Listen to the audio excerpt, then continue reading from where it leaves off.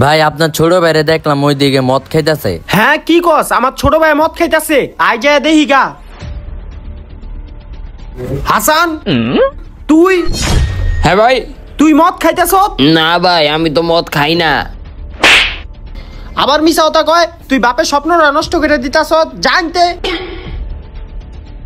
ভাই আমার হুদাই মারলো, আমি তো মদ খাই না। ওই বেটা আয় চল মদ খেয়ে গা, বাপের পকেট থেকে অনেক টাকা চুরি করছি। ভাই তুই আমার মাফ করে দে, আমি মদ খাওয়া ছেড়ে দিছি, আমি আমার বাপের স্বপ্ন ভাঙ্গা লাইছি। হ্যাঁ তাহলে আমার একলাই যে মদ খাইতে হইব। আমি আমার বাপের স্বপ্ন ভাঙ্গা লাইছি, যাই গিয়া ভাইয়ের কাছে ক্ষমা চাইগা।